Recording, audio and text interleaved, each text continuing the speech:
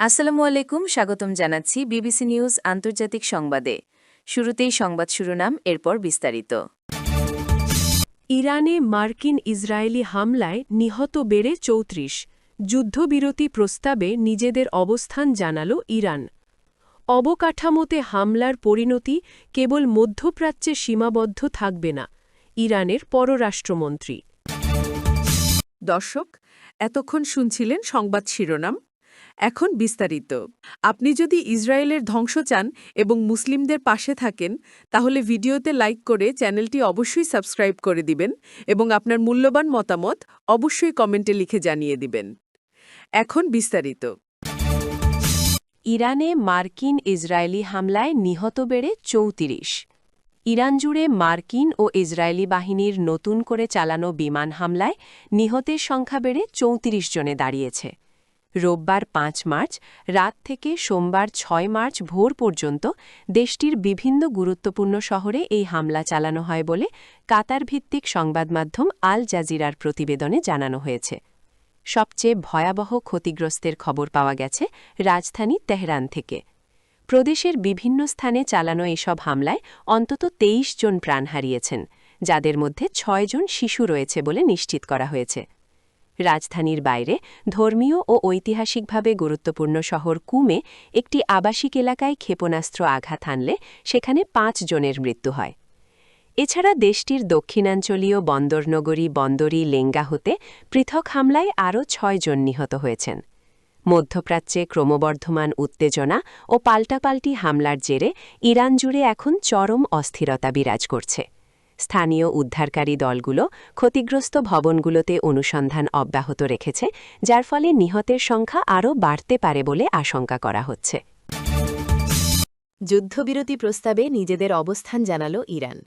মধ্যস্থতাকারীদের মাধ্যমে পাওয়া সাম্প্রতিক যুদ্ধবিরতি প্রস্তাবের বিপরীতে নিজেদের দাবি ও অবস্থান চূড়ান্ত করেছে ইরান।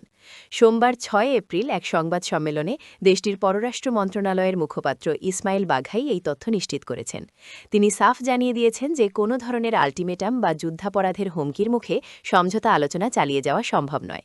মুখপাত্র বাঘাই জানান, তেহরান তাদের জাতীয় স্বার্থকে প্রাধান্য দিয়ে নির্দিষ্ট কিছু শর্ত ও প্রয়োজনীয়তার তালিকা তৈরি করেছে, যা ইতোমধ্যে মধ্যস্থতাকারীদের মাধ্যমে সংশ্লিষ্ট পক্ষগুলোর কাছে পৌঁছে দেওয়া হয়েছে।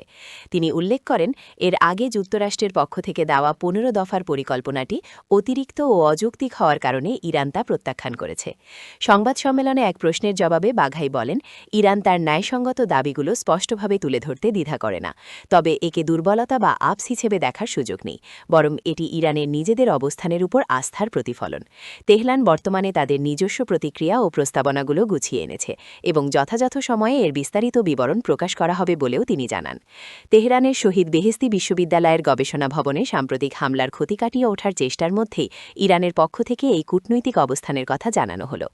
যুক্তরাষ্ট্র ও ইসরায়েলের সাথে চলমান সংঘাতের প্রেক্ষাপটে এই যুদ্ধবিরতি প্রচেষ্টা এখন কোন দিকে মোড় নেয় তা নিয়ে বিশ্বজুড়ে কৌতূহল বাড়ছে। অবকাঠামোতে হামলার পরিণতি কেবল মধ্যপ্রাচ্যে সীমাবদ্ধ থাকবে না, ইরানের পররাষ্ট্রমন্ত্রী। ইরানের বেসরকারি ও গুরুত্বপূর্ণ অবকাঠামোতে যে কোনো ধরনের হামলার পরিণতি কেবল ইরান বা মধ্যপ্রাচ্যের মধ্যে সীমাবদ্ধ থাকবে না, বরং তা বিশ্বজুড়ে ছড়িয়ে পড়বে বলে হুঁশিয়ারি দিয়েছেন দেশটির পররাষ্ট্রমন্ত্রী আব্বাস আরাগাচি। সোমবার ৬ মার্চ ফরাসি পররাষ্ট্রমন্ত্রী জন ওয়েল বারটের সঙ্গে এক ফোনালাপে তিনি এই কঠোর বার্তা দেন। মার্কিন প্রেসিডেন্ট ডোনাল্ড ট্রাম্পের পক্ষ থেকে ইরানের বিদ্যুৎ কেন্দ্র ও অন্যান্য বেসরকারি স্থাপনায় হামলার যে হুমকি দেওয়া হয়েছে তাকে যুদ্ধাপরাধ ও গণহত্যার স্বাভাবিকীকরণ হিসেবে অভিহিত করেন আরাগাচি।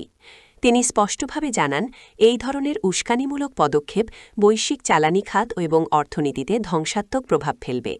এই পরিস্থিতির ফলে উদ্ভূত যে কোনো পরিণতির জন্য কেবল মার্কিন প্রশাসন এবং আগ্রাসনকারীরাই দায়ী থাকবে বলে তিনি উল্লেখ করেন।